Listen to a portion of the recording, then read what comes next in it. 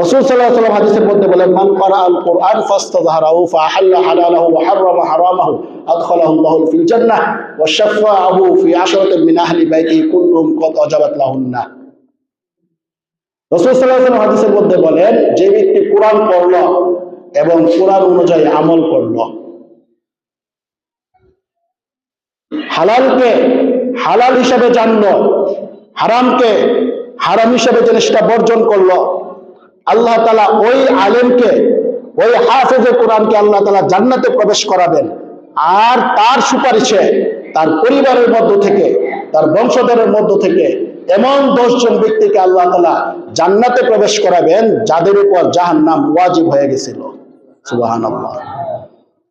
যাদের উপরে যে 10 জনের উপর আল্লাহ তাআলা ডিক্লারেশন দিয়ে দিয়েছেন, সিদ্ধান্ত জানিয়ে দিয়েছেন জাহান্নামী, কিন্তু একজন আমলদার আলেম, একজন হক্কানি আলেম, একজন আমলদার হাফেজ, একজন আমলদার হক্কানি আলেম, তার সুপারিশে ওই আলেমের পরিবারের মধ্য থেকে, তার সম্পর্কীয় ব্যক্তিদের মধ্য থেকে এমন 10 জনকে আল্লাহ তাআলা জান্নাতে প্রবেশ করাবেন যাদের উপর জাহান্নাম ওয়াজিব হয়ে গেছিল।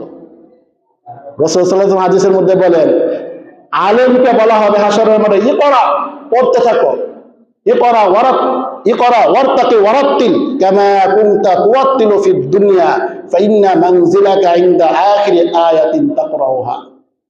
হাফেজে কোরআনকে, আলেমকে বলতে থাকবে, পড়তে থাকো। আলেম পড়তে থাকবে। আল্লাহ তাআলা বলবেন, তুমি দুনিয়াতে যেভাবে কোরআন তেলাওয়াত করতে, আজকে আমার সামনে, আজকে তুমি তেলাওয়াত করতে থাকো। আলেম তেলাওয়াত করতে থাকবে, এক আয়াত পড়বে, এক তলা উপরে উঠবে, আরেক আয়াত পড়বে, আরেক তলা উপরে উঠবে, আরেক আয়াত পড়বে, আরেক তলা উপরে উঠবে। এইভাবে একজন আমলদার হাফেজে কোরআনের স্থান হবে 6666 তলায়। সুবহানাল্লাহ। তাহলে যে হাফেজে কোরআনকে আল্লাহ তাআলা উপহার হিসেবে যে ভবনটা দিবেন, সেই ভবনটা কত তলা হবে? 6666 তলা।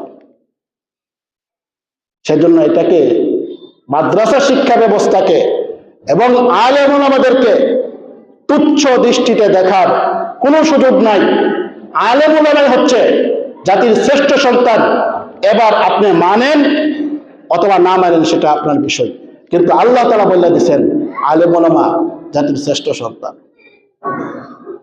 রাসূল সাল্লাল্লাহু আলাইহি ওয়াসাল্লাম অন্য হাদিসের মধ্যে বলেন যে একজন হাফেজে কোরআনের মা বাবাকে কিয়ামতের দিবসে এমন মুকুট পরানো হবে, যেই মুকুট এত আলোকিত হবে, এত উজ্জ্বল হবে, রাসূল সাল্লাল্লাহু আলাইহি ওয়াসাল্লাম বলেন, তোমাদের ঘরে যদি সূর্য ওঠে,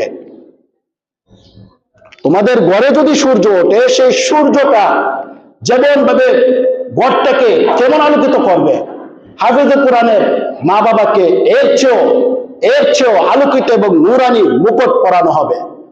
রাসূল সাল্লাল্লাহু আলাইহি ওয়াসাল্লাম বলেন, তাহলে এখন তোমরা আমাকে একটা উত্তর দাও যে হাফেজে কোরআনের মা বাবাকে যদি এতটুকু মর্যাদা আল্লাহ তাআলা দিতে পারে, ফামা যান্নুকুম বিল্লাযী আমিলা বিহাযা, যে নিজে ওই হাফেজে কোরআন যে কোরআনের উপর আমল করলো, তার ব্যাপারে তোমাদের ধারণা কি? তাকে আল্লাহ তাআলা কেমন মর্যাদা দিবে?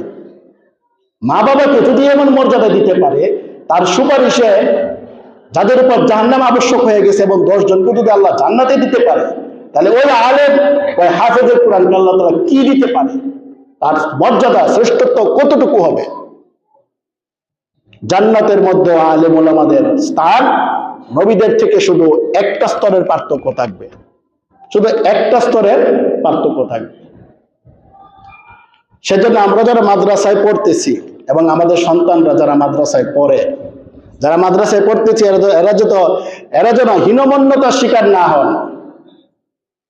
মাদ্রাসায় পড়তেছি, কি জানে ভবিষ্যৎ হয়। না না না, রিজিকের চিন্তা করার দায়িত্ব আপনার না। সন্তানকে মাদ্রাসায় পড়াইতেছি,